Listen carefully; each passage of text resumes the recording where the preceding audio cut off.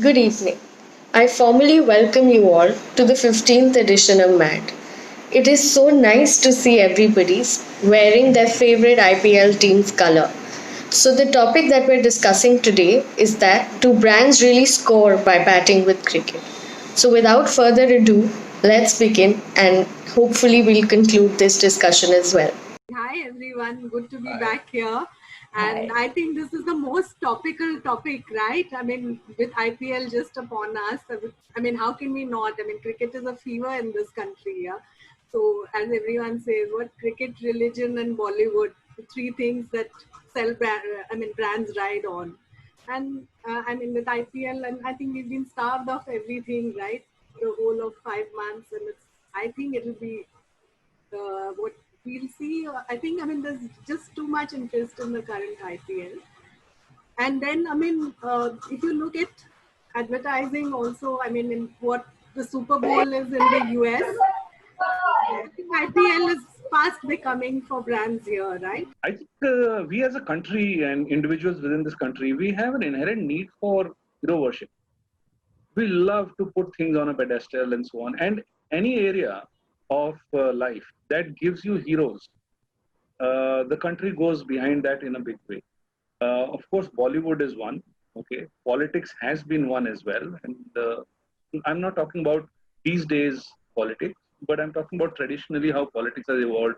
We tend, and even our mythologies and everything, we have this whole tendency as a nation, as a culture, to have heroes and then worship those heroes and really follow them and so on. And cricket is another one, basically. But cricket is a phenomenon.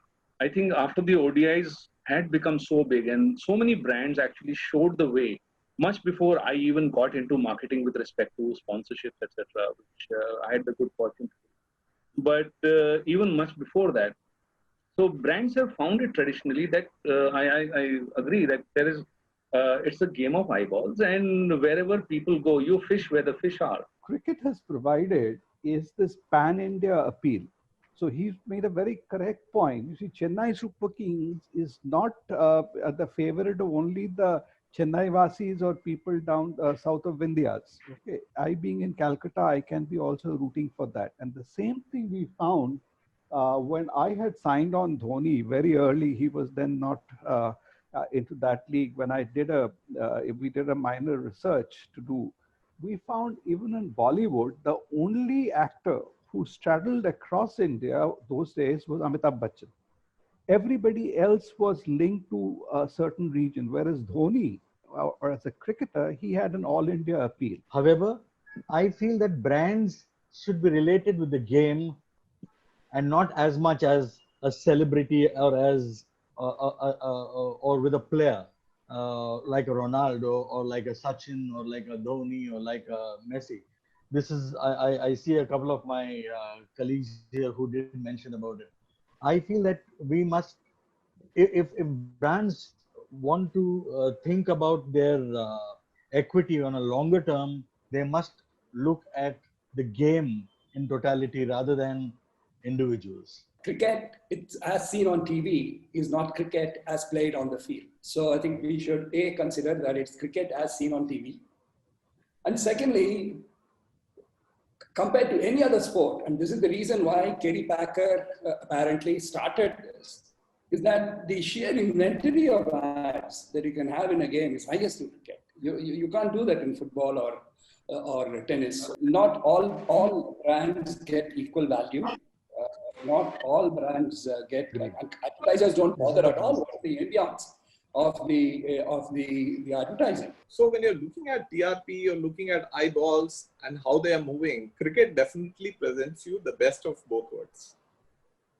Because like I think most of the people said, I think it's about getting the auqat. If you advertise on IPL, you are right. Because you know it's a phenomenally expensive proposition. And if you've really got the auqat to advertise on IPL, that means as a brand, you have arrived. But like I think I think you were talking about Nari, I think he had mentioned about whether all the advertisers really get the bang for the buck. Certainly they don't. I mean, there is a lot of,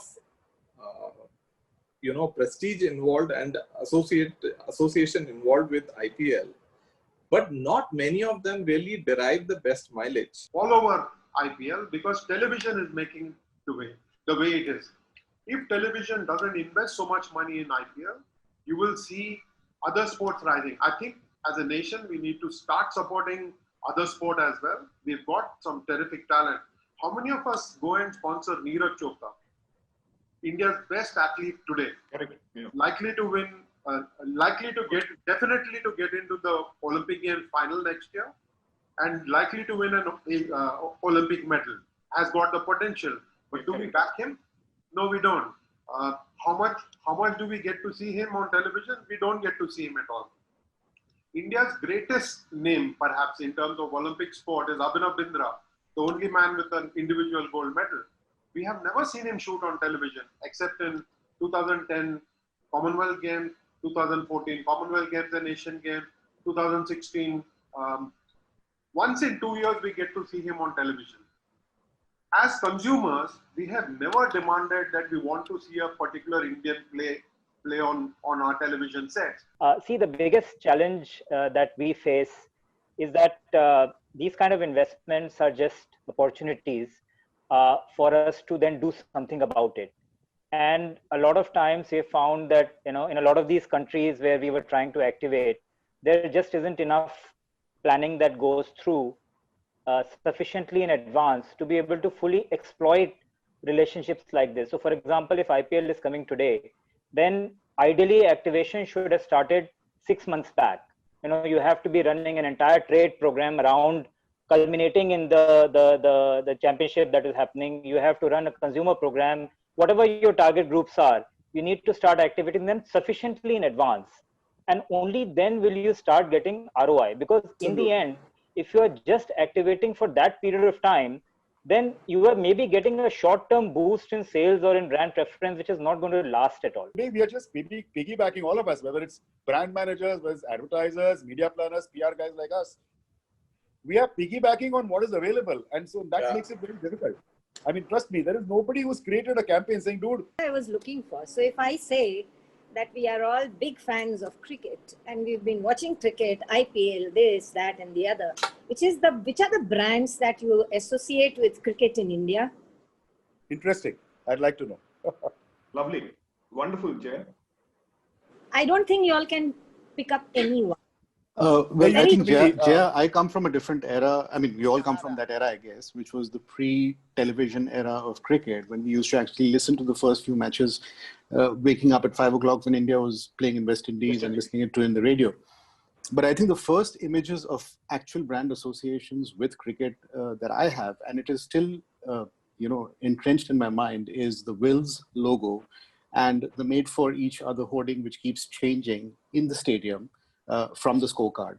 And I think that is the most point image of how a brand associates with cricket, because Made for Each Other also was about, cricket in India were like, made for each other. How can you guys, how can we guys forget BSNL Chokka? I've had the good fortune of being associated with brand LG for 3 World Cups.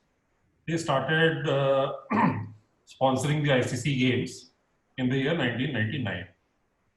And if you look at it, like some mentioned here on this forum, the level of evolution of the brand has much to do with taking such decisions. LG was launched in the year 1997, and in 1999 it made a lot of sense for them to sink money big time into this project in cricket, which was a fantastic vehicle to take them across the nation. So then it had its diminishing returns. It peaked in 2003. Having been CEO of decently sized companies, it is like an ego of a CEO when you want to go into an M&A transaction. So when you go into M&A, it's exactly that, when you pay these kind of crazy money that's going to cricket. Jay made a very valid point. I'm not saying because she's my wife. Ultimately, you don't remember many of these brands. I follow cricket, as she says. IPL not so much, other than following the scores, where I think it's all tamasha cricket. But you don't remember any brand. I mean, as she said, tennis, you remember Rolex. You tell Roger Federer. With Super Bowl, the entire marketing fraternity globally keeps waiting for the kind of ads which are going to be released and showcased to the world for the first time at the Super Bowl. Now, that is the level of involvement that you require with the content with a global event of that size. Now, from India's point of view, more than 1 billion people, cricket is a religion, it's entertainment. Unfortunately, that's what it has become. It is no longer a Puritan sport. It is entertainment plus religion, and that is what drives most of the TRP. So it's been a great session as usual, and I think this time everybody scored and everybody used a lot of scoring sort of strokes to score. So we had a lot of interesting points which have come in. So great discussion. Thank you so much. And as you said, this was a forum where we could discuss all this openly without our promoters around or other guys around who would take offense. So thank you. Thank you.